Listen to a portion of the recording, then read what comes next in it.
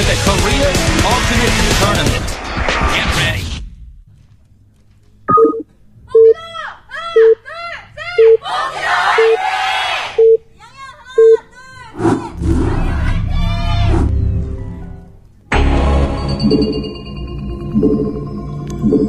For just a second, when I saw that, when I saw that intro, I thought I was saying StarCraft nerds get ready. I was like, I don't remember saying that, but it's a StarCraft universe. Protoss at the top, Zerg at the left, and it looks as though Yellow's Overlord will in fact be scouting his opponent right away. This is going to be good for Yellow because, as we've already seen, Yellow, if he can get enough information on his opponent early on, does manage to come up with some build that's going to be very good in any given situation. So this will be coming very handy in this case with Asam. Asam in a tough place. His first major event that he's working in, and also the first, it's just the first time he's on TV. There's just a lot of pressure. Zerg probably going to go for the hatchery on 12, most typical Zerg opening on this map, getting the expansion at the bottom left. Most Protosses will never bother to proxy rush on this simply because you don't get so much of a rush advantage when your hatchery is so far, your expanding hatchery is in the back, bottom, rather than at the entrance. So Sucker Colonies can come up much more easily. Gateway first, actually. This is rather unusual for a Protoss player to do.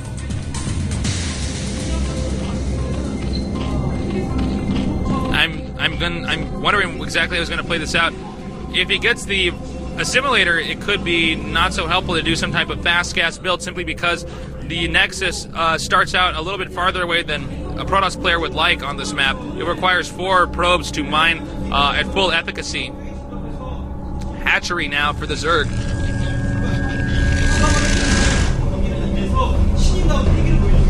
And there is Yellow and the Coca-Cola Bear.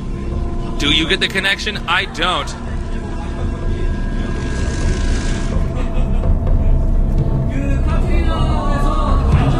It looks like... okay, so I'm sorry, I'm trying to figure out what this probe in the middle of the map is doing. Because the probe is not seeing an Overlord at that expansion as well, he's going to then scout the left spot because he realizes that obviously his opponent, since the Overlord got there so quickly, will probably be doing some type of, obviously he knows the location of his opponent due to the where the Overlord came from. I think Asam might be playing a little bit shaken up because he didn't realize that faster. And I'm really curious as to exactly how this build is going to play out. You really don't see Protosses do this on this map. Some probe harassment. He's going to move in with his Zealot, try to take out some drones. It's going to be up to whether or not the Zerg can control his drones well enough. The Zerglings are on the way, but it looks like Asam will get some free reign over these drones. Can Yellow micro well enough? He has caught that first Zealot, now moving it around a little bit. He will take out, I believe, at least one. No, he will not. He's going to have to back off, using this next Zealot to come in here and clean that up, while the other Zealot moves to the back, taking on this one Zergling. Nope, Yellow's micro's pretty good. There's a very high risk of an effective Zerg counterattack if this rush does not take out a lot of drones. Here comes the Zealot now. Don't attack that. He wants to attack the drones. Zealot now coming in here, and it looks like no, Yellow's micro might be too good. Will he get this one kill? Yes, he will. One drone taken out. Where's the other Zealot? I'm not sure. He can keep throwing a few more Zealots into this fray by separating them. More Zealots on the way. Nexus coming up. Asam's build not that bad, actually. If he can survive the counterattack from Zerg, which is pretty imminent since there's not a forge up yet. Now moving us back. Here comes some more Zealots now taking on these Zerglings. This is certainly not a build that Yellow has gotten to practice a whole lot against. Still chasing around these drones. Yellow's actually controlling this very well, though. Both players are actually microing excellently. He's going to have to back off with these Zealots, splitting them up carefully. All he has to do is keep them alive long enough to take out a few more drones. Every drone counts early on for Zerg. Oh, no, but he's not. He miscontrolled, taking out a Zergling, which has little impact on the Protoss advantage. One more Zealot moving in now. I hope he has a Forge at this time.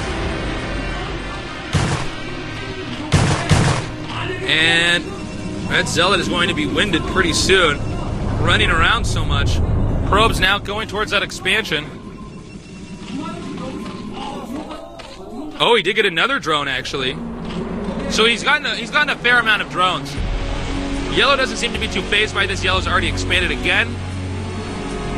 Assimilator being built. Once again, the Hydralisk Den comes up. It looks like Yellow may attempt to just break his opponent's front with Asam, thinking he has a very strong advantage. He will probably start teching a little bit quicker, and the result will instead be that Yellow will break his opponent's front. Here comes another scouting probe. If he spotted the layer. Now will he spot the den?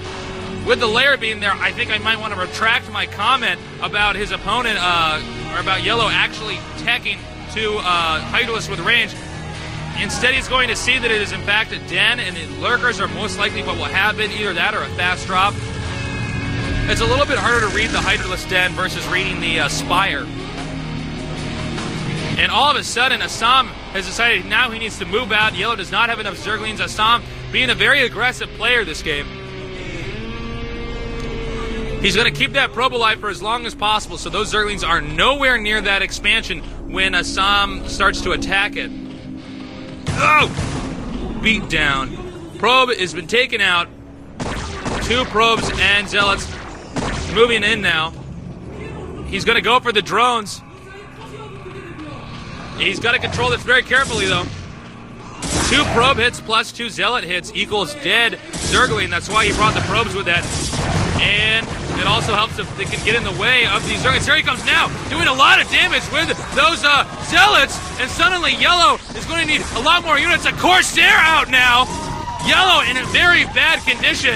Microing his Hydralisk for as long as possible, but Overlords are being taken out. The drones will probably need to evacuate. I'm surprised they haven't done so already, because it looks like Asam's goal of taking out as many drones as possible is proving to be effective. Also reducing the Hydralisk count for Zealots, dealing a lot of damage.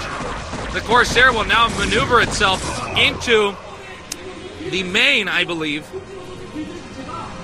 of Yellow and check for a Spire. Asam, you could really see the tension in his face. He clearly is under a lot of pressure, really feeling like he suddenly has control over this game. Another Zealot's managed to sneak in here, and Yellow is just losing far too many drones. And if he gets one more, no, he's not going to get that last drone, but it looks like he's sending another Zealot on the way over here. He could take out this these drones over here at the bottom left. The Corsair is now attacking again. Overlord speed has been upgraded, and quite appropriately, might I add, due to the fact that there's so much Overlord harassment with these Corsairs. Here comes a Zealot. He could take out another drone, even another one. Yellow is completely ignoring this.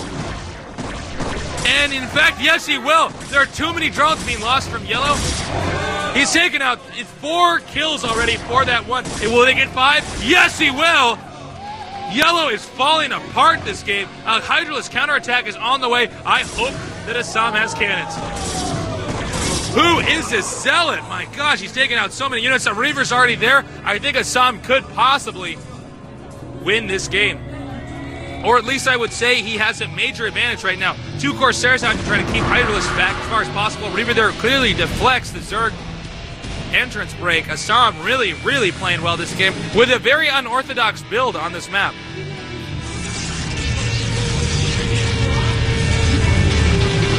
You really don't see this strategy used very often on this map at all. I don't believe I've actually seen a game with this done.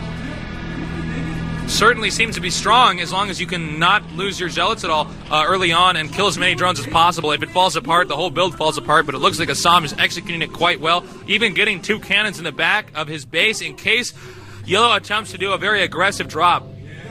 And I think drops are a very high likelihood with the Hydralisk already having the speed upgrade and Overlord speed already coming out. He could attempt to apply pressure to 2 areas at once, dropping in the back and then rushing in with the Hydralisk at the front, knowing that the Reavers can't be everywhere at once. Continuing to get Corsairs. Yellow controlling his Overlords pretty well, though. Corsair Reaver is a very, very difficult build to execute as well. It's one of these openings that it's strong, but you really have to spend a lot of time making sure that your Reavers are reloading their Scarabs. You also can't afford to lose your Corsairs or your shuttle once the build starts, or you just get too behind. YellOW is very seriously considering attempting to break this, but the Reaver seems to be dealing too much damage. He's going to rush in now. He manages to grab that one Reaver, but he's going to have to be very, very careful. And it looks like, in fact, Asam will manage to hold this off if he can keep the Reaver alive. And yes, no, he might. No, he manages to break through. And he's going to need another Reaver and more cannons very soon. More Hydralisks are on the way. YellOW might manage to come around. It's all up to whether or not YellOW can hold on and take out this entrance. If Asam can get back some momentum, though, and get these cannons up, the game can turn around when these Hydralisks get here. YellOW must control them perfectly. Where's the Reaver? He needs to come out pretty soon here, and Asam is going to need more cannons. Cancels the cannon just in time, making the cannons a little bit farther back. Now attacking the forge. Asam frantically trying to throw up cannons in time. When will the Reaver get out? We don't know, but he's going to have to hold off until the Reaver can get there. The forge is out. He needs to remake that forge as well. Here's the Reaver. Now he's going to start remaking those Scarabs. They're almost out. But he's going to have to use all these probes to get in the way. And a bad Reaver shot. He should have taken out more. Grabs the Reaver. Pulls it back. And another nice Reaver shot. It looks like YellOW's rush may fail. He's attempting to bait those Hydralisks over with the shuttle, but YellOW does not budge. And it looks like, in fact, YellOW will not manage to break this. He will break that gateway, though. Asam could really be doing a better job of targeting the right area of Hydralisks. He's targeting the one that's closest to the front. If he targeted one in the middle, he could blow them all up. But I presume he's too busy macroing Zealots out of that gateway. We're then going to see a Speed Zealot with a Reaver rush out of this base, running over the Zerg. If the Zerg is not prepared, does not have lurkers. YellOW really doing a great job of just keeping the pressure on the front of this. I really thought it was going to end there for Asam. And a drop now. He's going to come in from two sides. And this could go either way. If he could take out these gateways, he could really slow things down. Now moving towards the back. Two cannons are all that is there to hold that off. Speed Zealots, though, on the way. And it looks like he will manage to hold this off without too much difficulty. Yes, in fact, he will. Asam doing a superb job against YellOW. He needs to save that Reaver, and he has done just that. More Hydralisks on the way. Oh, and he does take out that one shuttle. That will really slow down Asam. But Asam has a very, very large amount of probes. Whoa, look at this micro grabbing those Hydralisks and now moving out again. But look, clearly YellOW has been spending too much time being aggressive this game and not enough time making drones. And drones are pretty good. YellOW is going to have to keep on being aggressive or risk being run over in the next few minutes once Asam macros up enough. And YellOW does not want to lose to this guy, not only for this tournament, but for his reputation as well. Templar Archives now out. The Protoss tech tree is about to be complete. Here comes another drop by YellOW. A very large drop that Protoss will have to deal with perfectly. Coming in from two sides. And now the Reaver is actually being offensive. He could pick off a few drones, and oh, he does just that. Now moving down to the bottom, YellOW is really starting to realize that he has to start going into a defensive mode and stop this offensive mode that he's already in, dropping two Zealots to take on that Hydralisk. Meanwhile, some serious Reaver ass-kicking is taking place. Taking off those drones. YellOW is in awful condition, and Asam has a very high chance of winning this if he can keep it together and if he can pull through this game. Before just not upgrading the weapons upgrade, that's not good. However, we can see he will get another good Reaver shot on. The more drones that YellOW loses, it becomes harder and harder and harder to come back and recover. One lurker. In a time where Reavers are ruling, I would want to be a lurker too. Clearly, we're going to see him leave very soon here. He could use this one Dark Templar too to pick off even a few more drones. Protoss is going to expand again very soon. Another drop. YellOW, I don't think this is going to work for you. The observer already spots it, and he is clearly ready. But look at this. The Dark Templar could sneak in here. Meanwhile, a Reaver drop in the back. And here comes the Dark Templar now, taking out a few drones. One drone. Now dropping another Dark Templar over there where there's no overlords. And, whoa, takes out some more drones. Then grabs the Reaver and pulls out. This Dark Templar is kicking ass too. Everywhere, everything's going wrong for Shark. YellOW is completely falling apart. He cannot take out this harassment, which, by the way, has been impeccable so far on the behalf of Hassan. Now attacking the hatchery. And I don't think there's any overlords there. Here comes the Reaver once again. This is the majority of YellOW's drones now being taken out. Two excellent Reaver shots, and a third one about to happen. I sense GG very soon from YellOW. And oh my gosh. YellOW's hope right now is to do some type of counterattack drop to keep the Protoss from actually leaving his base. Here it's a very strong drop, taking out that observer. One Reaver though, taking out a few more units. He's gonna come in here. YellOW not paying attention to those lurkers, will probably die. Picking up the Reaver and backing off. Reaver control excellent on Hassan's half.